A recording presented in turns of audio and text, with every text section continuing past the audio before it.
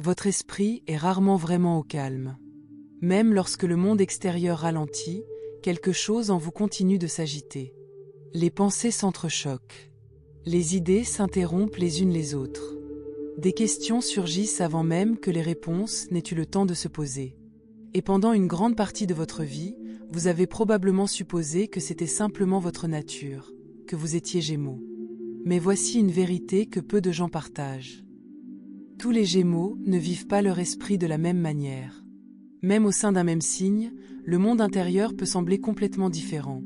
Plus lourd, plus rapide, plus bruyant ou plus agité, selon un facteur rarement expliqué. Le Gémeaux a plus d'un visage, 3, pour être précis. On les appelle des diacres. Chaque diacre représente une expression distincte du même signe, de la même essence, mais avec un poids psychologique différent. Et cette vidéo est consacrée au premier diacre, le premier diacre des Gémeaux. Alors si vous êtes né entre le 21 et le 31 mai, cette vidéo est pour vous, la version entièrement gouvernée par Mercure. La pensée qui gouverne la pensée, l'esprit qui nourrit l'esprit, une conscience permanente. Si vous appartenez à cette catégorie, votre esprit ne se contente pas de penser, il y vit. Vous vous réveillez déjà en pleine activité. Vous vous endormez en repassant en boucle des conversations, des idées, des boucles inachevées. Le silence n'est pas synonyme de vide, il est comme encombré. Encombré de possibilités, de mots que vous auriez voulu dire, de pensées qui n'ont jamais trouvé leur place. Ce n'est plus de la curiosité. C'est une accélération mentale. Et si d'autres admirent votre intelligence, votre adaptabilité, votre compréhension rapide, ils en perçoivent rarement le prix. Ils ne ressentent pas la pression constante de la conscience, l'incapacité d'exister sans s'observer exister. Votre identité s'est très tôt construite autour de l'esprit. Vous avez appris que penser vite vous rendait intéressant, que la culture générale vous donnait de la valeur, et que l'agilité mentale vous permettait de rester pertinent. Alors vous vous y êtes investi pleinement. Vous êtes devenu l'observateur, le communicateur, celui qui pouvait tout suivre. Mais lentement, sans même vous en rendre compte, votre esprit a cessé d'être un outil pour devenir votre environnement. Vous n'avez plus seulement des pensées, vous vivez à l'intérieur d'elles. Et le premier diacre des Gémeaux le ressent plus intensément que quiconque. Car Mercure, dans cette position, n'est ni adouci par les émotions, ni ralenti par l'ancrage, ni filtré par l'intuition. C'est une cognition brute, un pur bouillonnement mental. C'est pourquoi vos pensées se fixent rarement sur une seule conclusion. Pourquoi la certitude vous met mal à l'aise. Pourquoi vous explorez instinctivement d'autres pistes, même quand quelque chose semble clair. Votre esprit ne fait pas confiance à l'immobilité, il fait confiance au mouvement. Alors il ne cesse de bouger. De l'extérieur, cela peut ressembler à de l'indécision, de l'incohérence ou de la distraction. Mais de l'intérieur, c'est une question de survie. S'arrêter est perçu comme dangereux, car lorsque votre esprit fait une pause, il se tourne vers l'intérieur. Et lorsqu'il se tourne vers l'intérieur, il remet tout en question, vos choix, vos paroles, votre identité. Alors vous restez mentalement occupé. Vous consommez des informations. Vous conversez. Vous faites défiler les pages. Vous vous distrayez en pensant, non par superficialité, mais parce que l'immobilité force la confrontation. Et la confrontation, pour quelqu'un qui vit dans le mental, est épuisante. Vous analysez vos propres émotions avant de vous autoriser à les ressentir pleinement. Vous expliquez vos réactions intérieurement au lieu de les exprimer. Vous rationalisez votre malaise au lieu de simplement l'accepter. Cela crée une distance émotionnelle particulière, non pas avec les autres, mais avec vous-même. Vous savez ce que vous ressentez, et pourtant, vous l'interprétez déjà au lieu de le vivre pleinement. Avec le temps, cela engendre une fatigue mentale que le sommeil ne peut apaiser. Car cette fatigue n'est pas physique, elle est cognitive. Votre cerveau est constamment en éveil, scrutant, reliant des points que personne ne vous a demandé de relier. C'est pourquoi le premier Gémeaux se sent souvent incompris. On vous imagine insouciant, joueur, détaché. On ne perçoit pas le poids de cette vigilance constante. On ne voit pas l'énergie déployée pour maintenir votre esprit suffisamment occupé afin d'éviter de vous replier sur vous-même. Et comme vous vous exprimez bien, votre combat passe souvent inaperçu. Vous paraissez serein, vous vous expliquez clairement, vous plaisantez malgré le malaise. Alors personne ne vous demande si vous êtes fatigué, mais vous l'êtes. Pas fatigué des gens, pas fatigué de la vie, mais fatigué de penser sans cesse. Votre esprit vous accorde rarement la permission d'être simplement. Même la joie devient un sujet d'analyse. Même les relations deviennent des objets d'interprétation. Vous repassez en boucle des moments longtemps après qu'ils se soient écoulés, non par regret, mais parce que votre esprit a besoin de les comprendre pleinement. Et pour vous, la compréhension totale n'est jamais simple. Chaque réponse soulève une nouvelle question. C'est là que la singularité du premier diacre se révèle pleinement. Vous ne vivez pas la vie d'abord émotionnellement, mais mentalement. Le sentiment vient ensuite, filtré par la pensée. Si cela confère une conscience de soi incroyable, cela retarde aussi l'expérience émotionnelle. Vous ne réalisez souvent ce que vous avez ressenti qu'après coup, une fois que votre esprit a fini de l'analyser. Cela peut compliquer les relations, non pas par indifférence, mais parce que votre vitesse de traitement ne correspond pas au rythme émotionnel. Les autres veulent une réponse immédiate, réfléchissez avant de réagir. Il vous faut d'abord de la clarté. Alors vous hésitez. Vous marquez une pause. Vous réfléchissez. Et cette pause est souvent perçue à tort comme de la distance. Mais pour vous, la distance n'est pas une absence, c'est un espace de réflexion.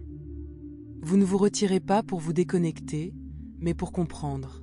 Surtout face à la complexité émotionnelle, conflits, ambiguïté, signaux contradictoires, votre esprit cherche des solutions avant même que votre cœur ne réagisse. Mais tout ne peut être résolu, certaines choses doivent être ressenties. Et c'est là le combat du premier diacre. Ressentir sans comprendre est source d'insécurité. Alors vous continuez à réfléchir. Plus vous réfléchissez, plus vous découvrez de couches, jusqu'à ce que même les émotions les plus simples paraissent compliquées. Vous remettez en question vos réactions, vous demandant si vous ne réfléchissez pas trop ou si vous ne passez pas à côté de l'évidence. Cette introspection devient une habitude. Peu à peu, elle érode la confiance en votre intuition. Votre esprit vous semble fiable, structuré, rapide. Vos sentiments, vous paraissent confus, silencieux sous le brouhaha des pensées. Alors vous vivez à l'étage, créant une autre forme de solitude, non pas sociale, mais mentale. Même entouré de monde, la réalité vous paraît différente. Les autres réagissent, vous réfléchissez. Les autres ressentent et passent à autre chose. Vous ressentez, pensez, réinterprétez, archivez. Vous remarquez des schémas, vous vous souvenez de détails qui échappent aux autres. C'est pourquoi le premier diacre se sent souvent plus âgé mentalement qu'émotionnellement. La conscience vous isole, non pas avec arrogance, mais discrètement, d'une manière qui vous isole. Vous aspirez à la connexion, mais à un niveau où votre esprit n'a pas besoin de se simplifier ni de ralentir. Vous vous adaptez. Vous parlez par bribes. Vous simplifiez vos pensées. Vous présentez la version de vous-même la plus accessible. Intérieurement, le dialogue est incessant. Le repos semble insaisissable. Même dans le calme, votre esprit reste en alerte, tourné vers l'avenir. Le premier diacre est constamment en mouvement, en pleine conscience, en pleine pensée, et ce n'est que le début. Plus vous vivez ainsi, plus votre identité s'entremêle à votre esprit, et plus il devient difficile de prendre du recul. Gémeaux a appris très tôt à observer. Tandis que les autres parlaient trop, vous écoutiez. Tandis que les autres agissaient impulsivement, vous analysiez. Lentement, sans vous en rendre compte, vous avez tout porté seul. Parce que les Gémeaux comprennent trop. Et ceux qui comprennent trop souffrent en silence. Vous remarquez les changements de ton, les regards, les sous-entendus cachés dans les mots les plus simples. Cela vous épuise, car percevoir ce que les autres ne voient pas est un poids. Vous riez, plaisantez, changez de sujet, transformez la douleur en humour, mais intérieurement, votre esprit ne s'arrête jamais. Les conversations se répètent, les scènes se réécrivent, les réactions et les décisions imaginées s'accumulent. Pire encore, vous vous blâmez. Pourquoi ressentez-vous tant de choses? Pourquoi pensez-vous si profondément? Pourquoi ne pouvez-vous pas simplement déconnecter? Mais les Gémeaux n'ont jamais été faits pour se taire. Ils sont faits pour percevoir. Le défi est d'apprendre à vivre avec. Alors, vous avez appris de la manière la plus difficile. En gardant tout pour vous, par peur d'être mal compris. Les Gémeaux parlent beaucoup, mais rarement de ce qui compte vraiment, car trop souvent, ils ont été incompris. Ils ont essayé l'ouverture, l'honnêteté, l'expression des sentiments, et n'ont reçu que des jugements, le silence ou le commentaire « tu réfléchis trop ». Alors, ils ont filtré, censuré, caché. Vous êtes devenu expert pour montrer votre côté lumineux, amusant et intéressant, mais jamais votre côté fatigué, confus, celui qui cherche discrètement de l'aide. Peur d'être mal compris, d'en faire trop, de devenir un fardeau. C'est ainsi que les Gémeaux se replient sur eux-mêmes, non par insouciance, mais par excès d'implication. La solitude d'un esprit qui ne s'arrête jamais, entouré de monde, et pourtant si seul. Personne ne suit le rythme de vos pensées, n'en perçoit les subtilités, ni ne ressent les liens invisibles que votre esprit tisse sans cesse. C'est douloureux, car vous vous sentez obligé de vous faire petit pour vous adapter au monde des autres. Simplifier les idées, étouffer la profondeur, feindre le détachement, alors que vous vous souciez profondément des autres. Finalement, même les Gémeaux se lassent, d'être intelligents, adaptables, perspicaces, d'avoir toujours réponse. Lassent d'écouter sans être entendus, d'aider sans rien demander. Cette lassitude n'explose pas. Elle s'accumule en apathie, en distance, en un peu importe silencieux qui passe inaperçu. Derrière cette lassitude se cache un danger, la déconnexion émotionnelle. Gémeaux se détache lentement. D'abord, il cesse d'expliquer, puis d'essayer, puis de ressentir. Et soudain, il est déjà trop tard. Un potentiel inexploité. Voici ce que peu disent. La douleur la plus profonde ne réside pas dans ce qui a mal tourné, mais dans ce qui aurait pu être. Vous voyez des possibilités partout, chez les gens, dans les chemins, dans les idées. C'est à la fois une force et une faiblesse. Vous connaissez votre potentiel, vous savez qu'il y a quelque chose de plus grand en vous, et pourtant vous vous sentez bloqué, entre la pensée et l'action, le désir et l'incertitude, la peur de l'échec et la peur de ne jamais essayer. Une frustration silencieuse s'accumule. La vérité que les Gémeaux ont besoin d'entendre, vous n'êtes pas confus, vous êtes profond. Vous ne changez pas d'avis au hasard, vous explorez. Le problème n'a jamais été vous. C'était de vivre dans un monde exigeant des réponses simples de la part d'esprits complexes.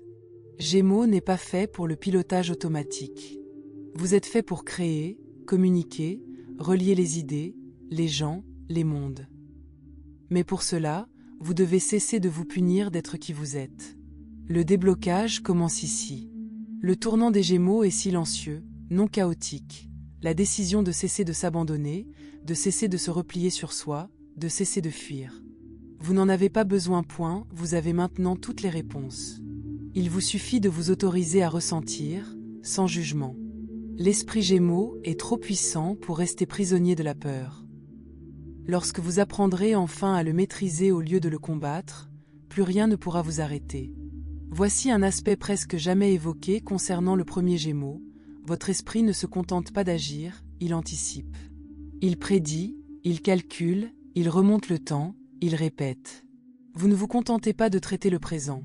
Vous scrutez simultanément le passé pour en tirer des leçons, l'avenir pour y déceler des possibilités, et les schémas invisibles que les autres ne perçoivent pas. Cette clairvoyance constante est un don, certes, mais elle a un prix caché. Chaque décision, chaque interaction, chaque pensée fugace porte le poids de ce qui pourrait mal tourner, ou de ce qui pourrait mieux se passer. Vous ne vivez jamais pleinement l'instant présent. Vous vivez plusieurs instants à la fois, superposés les uns aux autres, comme si vous portiez une carte secrète que vous seul pouvez déchiffrer. C'est pourquoi la spontanéité peut être épuisante.